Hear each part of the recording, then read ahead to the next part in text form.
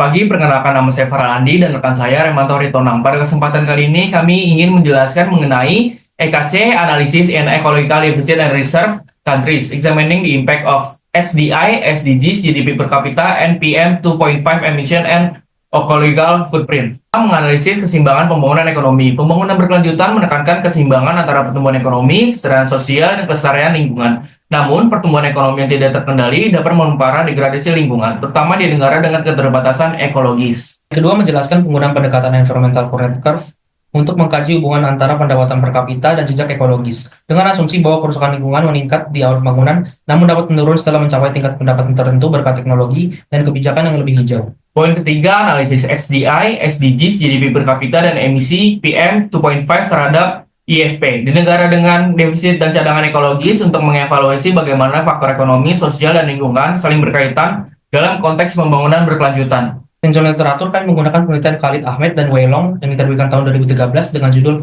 An Empirical Analysis of CO2 Emission in Pakistan Using EKC Hypothesis. Dilakukan analisis data time series dari tahun 1971 hingga 2008 di Pakistan. Artikel ini menguji kualitas environmental post-net curve dengan melihat hubungan antara emisi karbon CO2 dan beberapa faktor ekonomi. Hasil penelitian ini menunjukkan bahwa tidak ditemukan bukti mendukung hipotesis EKC dalam jangka pendek. Dari oleh Lueng di publikasi 2024 dengan judul Exploring the Impact of Climate Technology, Financial Inclusion, and Renewable Energy on Ecological Footprint, Evidence from Top Quality Economies, yang menggunakan data panel ekonometrik pada 11 negara pada periode 2000 dan 2022 ditemukan adanya hubungan U terbalik antara jejak karbon dan pertumbuhan ekonomi. Pada penelitian ini ditemukan bukti yang mendukung hipotesis EKC. Untuk metode penelitian, kami menggunakan 3 model ekonometrika, yaitu model pertama, Y sama dengan B0 tambah B1X1 ditambah B2X1 kuadrat tambah error. Model kedua, Y sama dengan B0 tambah B1X1 tambah B2X1 kuadrat ditambah B3X2 ditambah B4X3 tambah B5X4 tambah error. Model ketiga, Y sama dengan B0 tambah B1X1 B2X1 kuadrat, B3X1 pangkat 3, B4X2 tambah B5X3 ditambah B6X4 ditambah error. Data yang dipakai dari tahun 2002 mencakup 1 negara. Data yang digunakan merupakan data cross-section tahun 2002, bersumber dari 2 lembaga internasional, yaitu Global Footprint Network dan Global Data Lab. Variabel yang digunakan yaitu Y sama dengan AFP, X1 sama dengan HDI, X2 sama dengan SDGs, X3 sama dengan GDP per kapita, X4 sama dengan emisi PM 2.5. Masuk ke tabel 1, menunjukkan hasil regresi antara SDI dan IFP pada tahun 2022 pada 3 kategori, global, negara defisit, ekologis, dan negara cadangan ekologis. Pada kategori global, SDI memiliki pengaruh negatif terhadap IFP, namun hanya signifikan pada tingkat 10%, sedangkan kuadrat HDI menunjukkan pengaruh positif dan signifikan pada 1%. Ini mendukung pola EKC, di mana peningkatan pembangunan manusia awalnya menurunkan tekanan ekologis, namun setelah titik tertentu justru kembali.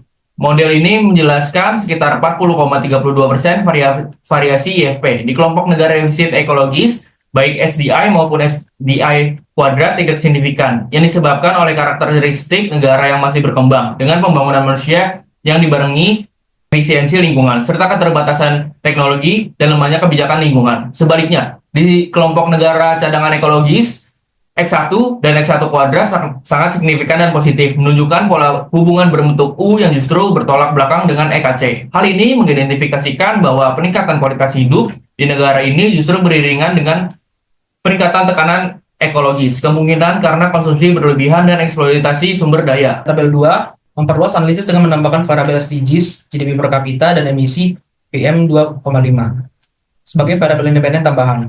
Pada model global sekitar 49,36%.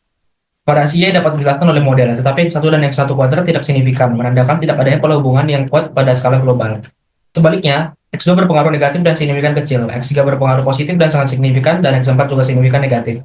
Ini menunjukkan bahwa pertumbuhan ekonomi dan polusi udara lebih berperan dalam meningkatkan Y, sedangkan Y sedikit menurunkan tekanan lingkungan. Pada model defisit, R-square sebesar 54,62% menunjukkan model cukup kuat. Di sini X1 dan X1 kuadrat kembali signifikan dengan pola U terbalik menunjukkan hubungan non-linear. Peningkatan X1 meningkatkan Y, lalu menurun setelah titik tertentu. X3 tetap signifikan positif dan X4 signifikan negatif. Sementara X2 tidak signifikan. Ini memperkuat bahwa X3 dan X1 merupakan variabel kunci di negara-negara defisit. Terakhir, model reserve memiliki R-square tertinggi, sebesar 76,39% dan menunjukkan pola U pada X1 dan X1 kuadrat. Mirip dengan hasil di tabel 1. Di sini, X2 signifikan negatif, sedangkan X2, X3, dan X4 tidak signifikan. Ini menunjukkan bahwa di negara dengan cadangan ekologis, faktor sosial seperti pembangunan berkelanjutan lebih relevan dibanding ekonomi atau polusi dalam memenuhi EFP. Model ini menunjukkan kompleksitas hubungan yang berbeda antar kategori negara dan pentingnya pendekatan berbasis konteks.